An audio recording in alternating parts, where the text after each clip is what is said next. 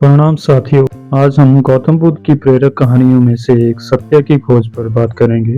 राजकुमार सिद्धार्थ ने मन ही मन में यह ठान लिया था कि अब उन्हें भी संसार का मोह त्याग कर सन्यासी बन जाना है। सांसारिक सुख, ऐश्वर्य और वैभव विलास में जीवन को व्यर्थ नष्ट करना उचित नहीं है। संसार के रिश्ते नातों और वैभव प्रदर्शन से उन्हें गहन विरक्ति होने लगी। इसी विरक्ति ने उनके अंदर से संसार की प्रत्येक जड़ चेतन वस्तु व्यक्ति से मोह को निकालकर बाहर कर दिया।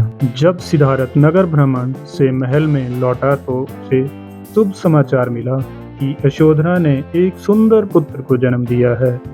इसी उपलक्ष्य में सारे महल में मंगल गीत गाए जा रहे हैं और महल को ही नहीं, राज्य भर को तरह तरह से सजाया जा रहा है। महाराजा सुदोधन और महारानी प्रजापति की प्रसन्नता का कोई सीमा नहीं रही, किंतु इस शुभ समाचार को सुनकर भी राजकुमार सिद्धार्थ के कोई भी प्रतिक्रिया व्यक्त न की। ऐसा लगा था कि मानो उनके मन में जो निर्लिप्तता की भावना अपनी जड़ें जमा चुकी थी, सांसारिकता से उसका पूर्णतः मोह भंग हो चुका था। राजमहल में तरह तरह के उत्सव और नृत्यों का आयोजन हो रहे थे, किंतु किसी भी आयोजन में सिद्धार्थ का मन नहीं लग रहा था।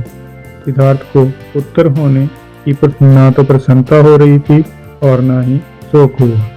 जब शिशु का नामकरण किया गया तो वो मौन ही रहे, निर्लिप्त ही रहे। शिशु का नाम राहुल रखा गया। राहुल अभी अत्यंत छोटा ही था तो सिद्धार्थ ने गृह त्याग कर सत्य की खोज के लिए निकलने का निर्णय लिया। यह आषाढ़ की पूर्णिमा थी। चांद पृथ्वी पर अपनी शीतल छटा बिखेर रहा था। सिद्धार्थ ने अंतिम बार राहुल और यशोधरा को और अपने राजमहल को छोड़कर बाहर निकल आए। सिद्धार्थ ने अपने सेवक छंदक को निंदा से जगाया और रथ तैयार करने को कहा। छंदक ने सोचा, संभवतः स्वामी इस समय भ्रमण करने की इच्छा रखते हैं। उसने तुरंत रथ तैयार कर दिया। रथ में सवार होकर सिद्धार्थ ने छंदक को वन की ओर चलने को कहा। अनोमा नदी के निकट जंगल में जाकर सिद्धार्थ ने छंदक से रथ रोकने को कहा। रथ रुकते ही वे रथ से नीचे उतर आए। सिद्धार्थ ने अपने सभी अलंकार और वस्त्र उतारकर छंदक को सौंप दिए और उसे महल लौटने के लिए आदेश दे दिया। सिद्धार्थ का आदेश सुनकर छंदक फूट फूट कर रोने लगा। राजकुमार छंदक शोकाकुल स्वर में बोला, जब महाराज और महारानी आपके सन्यासी होने का समाचार सुनेंगे तो उनके हृदय ही फट जाएगा। ये इस दुख को कैसे सहन कर पाएंगे? सिद्धार्थ बोले, छंदक, यह संपूर्ण संसार ही दुखों का मेला है। संसार में रहकर केवल दुख ही पाया जा सकता है।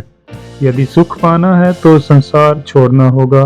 मैं सुख दुख की इस श्रृंखला को समाप्त करने के लिए ही गृह त्याग कर रहा हूँ।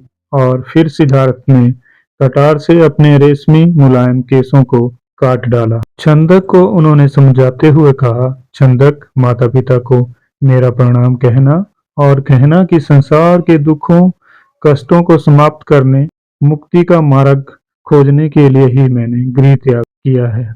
और इसके बाद सिद्धार्थ ने छंदक को महल लौट जाने का आदेश दिया। सिद्धार्थ के आदेश पर छंदक शोक मगन हो गया और राजकुमार को प्रणाम करके राजमहल की ओर लौट चला। छंदक ने राजमहल में लौटकर राजकुमार सिद्धार्थ के गृह त्याग की सूचना दी तो महाराज सुदोधन और महारानी प्रजापति का दुख से बुरा हाल हो गया।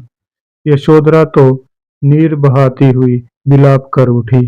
राजा सुदोधन के मुख से निकला, आज विद्वानों, पंडितों और ज्योतिषियों की भविष्यवाणी सत्य हो गई। मेरा प्रिय पुत्र गृह त्याग कर लोक का कल्याण करने के लिए सन्यासी बनने को निकल पड़ा। उसे मेरे अनेकों प्रयास भी न रोक पाए।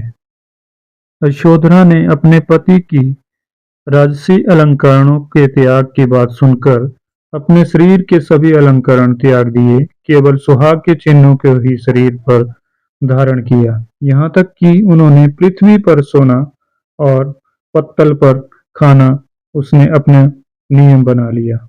राजकुमार सिद्धार्थ के गृह त्याग से राजमहल में शोक व सन्नाटा छा गया।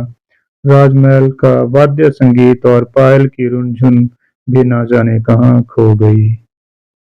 अगर साथियों आपको गौतम बुद्ध की ये छोटी सी कहानी अच्छी लगी होगी तो लाइक करना।